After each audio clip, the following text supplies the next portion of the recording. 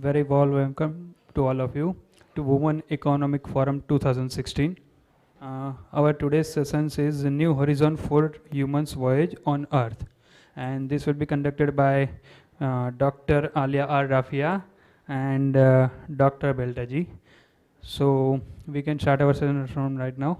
I would like to invite Dr. Beltagy. Oh, okay, she is speaking first. Okay, sorry. I would like to invite Dr. Aliaa Rafea. Please, ma'am, come and share your thoughts. Thank you very much, and thank you for everyone who is here. And I'd like just to say how happy I was when I heard her being talking today, because she echoes, I think, every word that we would like to say. That's we have hope. And from her there, I think I will take my talk about a new horizon. Actually, what I'm going to talk about is first of all, that we should fill our hearts with hope.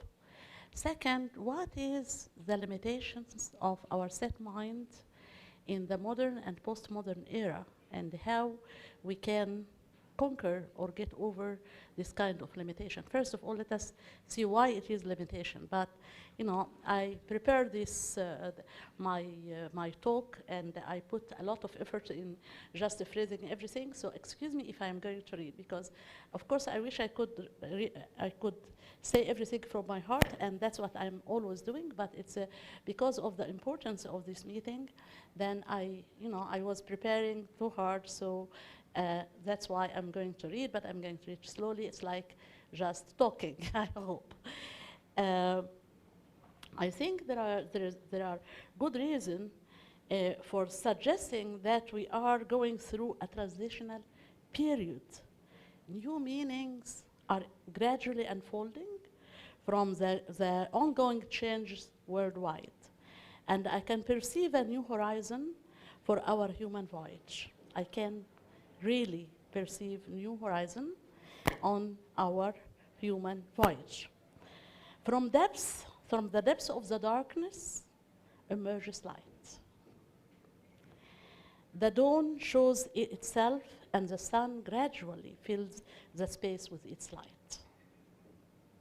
We live an era where real challenges are threatening life on this earth. Meanwhile, we are witnessing the spiritual uplift and the consciousness shift. We are experiencing a turning point, a transformative phase where the emergence of the feminine is bringing balance to the world. This moment in our history is very significant because we need to change our mindset that has been constructed through the last 2 centuries. We have become imprisoned in one dimension of life and lost our direction as human beings. Fortunately, more and more awareness is making its way to us, and new sciences seem to emerge with different premises and promises. First, we need to be aware of the limitations of the modern and postmodern era. The modern era, classical modern science, deal with the limited dimension of organized order of the universe. It sailed on the surface and formed a dogma of its own. It presumes that everything known by our intellect alone.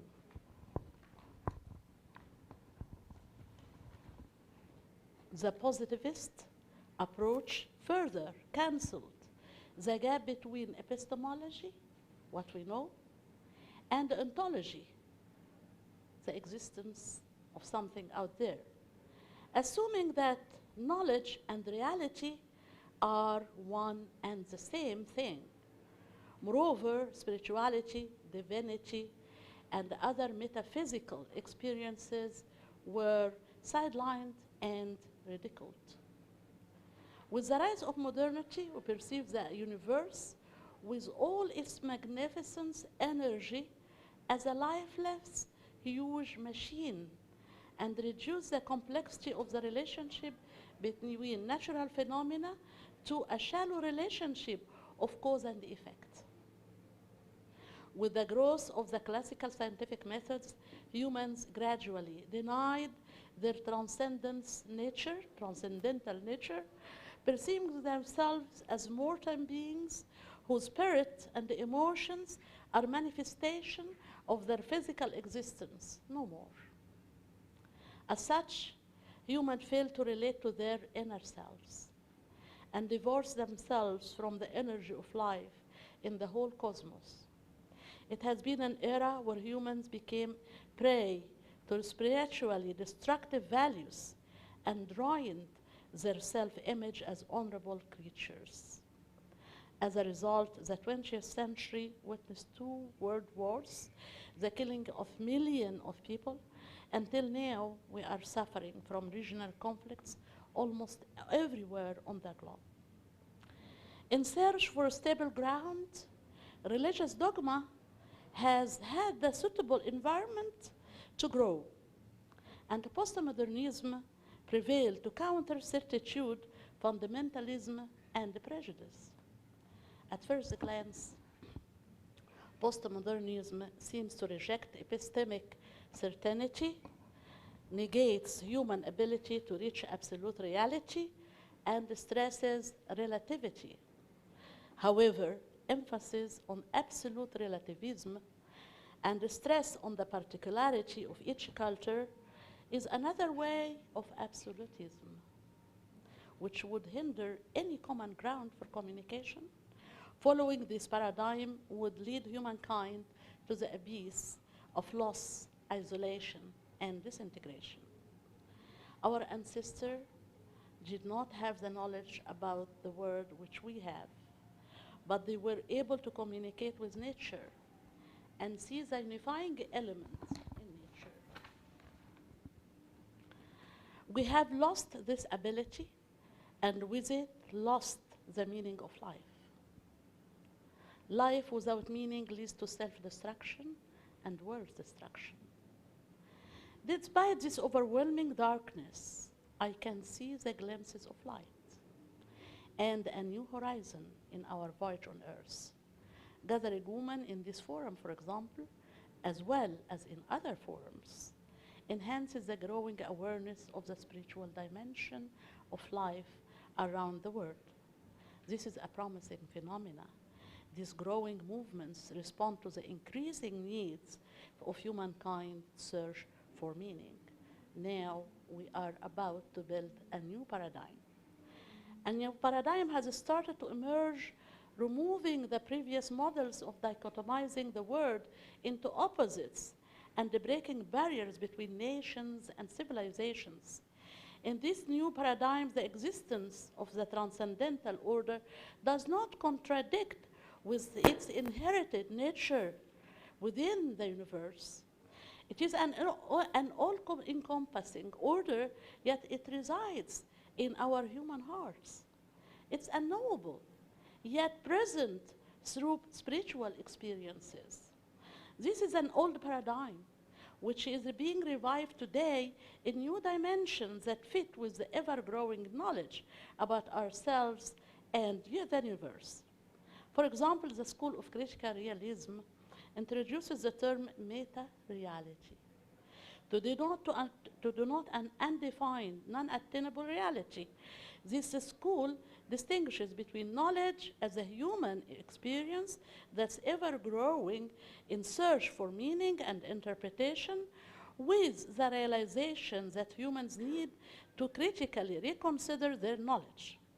This approach rejuvenates the intellectual and spiritual freshness in our souls, and they create an authentic wonder which always lead to the advancement in all fields of knowledge, whether scientific, religious, or spiritual. Critical realism combines spirituality with critical thinking and emphasizes the need to question our knowledge endlessly and to keep seeking reality indefinitely. Unlike postmodernism, which asserts absolute relativism and uncertainty, critical realism differentiates between ontology and epistemology. On the epistemological level, humans will never reach absolute reality. They constantly need to examine and re-examine their knowledge. This path of continuous reflection makes the life worth living. On ontological level, humans share universal tendency as represented in search for meaning of life. It is because of that pioneers in various fields, prophets, spiritual teachers, did not stop to wonder and to look critically to human achievements. They created shifts in science and the cultural dogma. In the very process of expanding our knowledge lie the heart of spirituality. In the very process of expanding our knowledge lies the heart of spirituality. This new paradigm has been developed gradually through fields that seemingly appear to be afar from culture, spiritual, or intellectual realms. Einstein's theory of relativity shook the premises of scientific methods of his time, brought another dimension, another way of understanding of our human existence.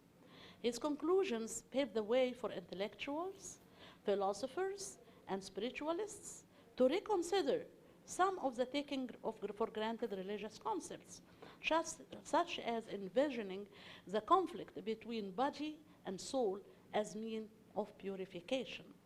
The new vision of purification focuses on the process of achieving peace from within through the reconciliation between our desire as human and our spiritual needs. The quantum mechanics in the field of physics reveals a non-comprehensible interconnectedness between the observer and the observed. And it introduces new understanding of human nature relationship and emphasizes their interconnectedness. This new understanding has its impact on thinkers, philosophers, as well historians, anthropologists, and sociologists. In the last book he published before his death, the spiritual culture historian Thomas Berry said, I quote,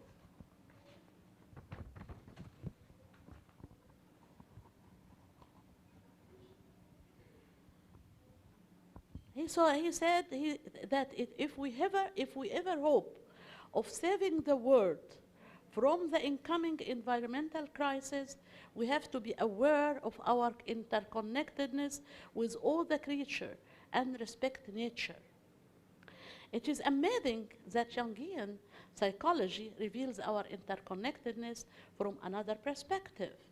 Through his study of history, mythology, and his own life and dreams, Jung came to the conclusion that we have shared archetypes on the level of our deep unconsciousness.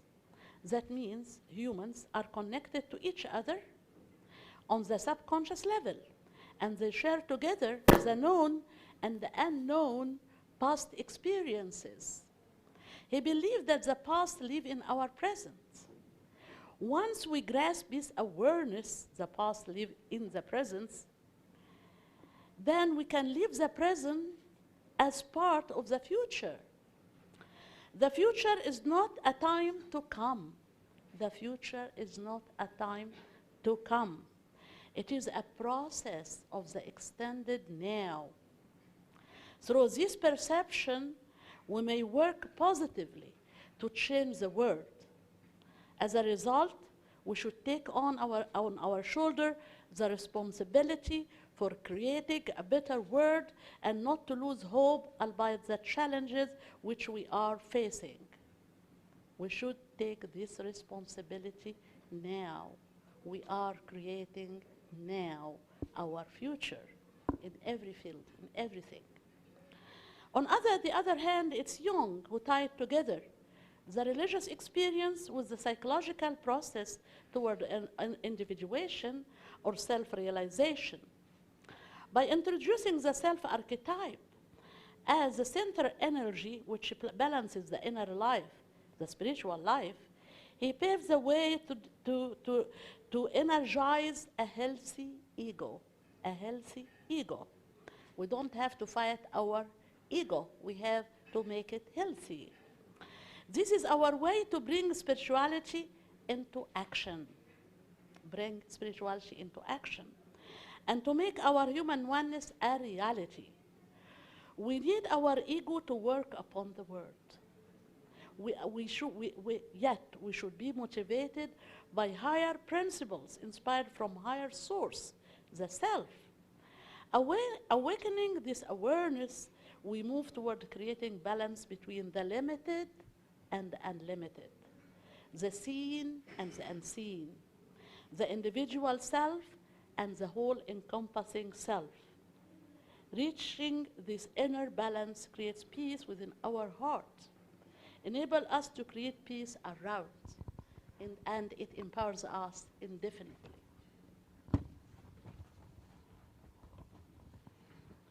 Unfortunately, the residues of the past still work on the political level and the international relations. We still witness rulers who play power games and who you may use unethical principles to defame their opponents or trigger the impulse of selfishness and superiority to gain popularity in order to win their power battles. On the level of the international relation, there is a grave negligence of the challenges that our world faces as a result of climate change. The so-called developed countries care less about our Mother Earth and think more of how to maintain exhausting its natural resources for the sake of their own interests. We still suffer from what may be called illiterate spirituality,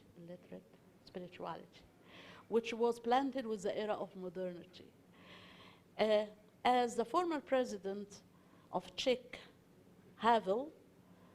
Republic Havel notices, man as an observer is become completely alienated from himself as being. Eric Fromm, on the other hand, noticed that humans in modern era are fleeing from themselves by indulging themselves in the limiting beliefs. We are in an era of transition, and we have to move ahead to change our mindset towards awareness of the spiritual aspects of the universe and of ourselves. Spirituality, as some of contemporary philosophers notices, encompasses a wide range of positions and claims. As such, it has become an expanded concept. In its most interesting incarnation, it addresses in various ways the fundamental human need to find meaning in reality, to connect to emotion and reason, to find value in being, and to discern a connection through experiences. We are now moving toward a new era where a holistic approach is not intellectually dogmatized. It's not intellectually dogmatized. Rather, it is existentially experienced and shared through love, mercy, and compassion.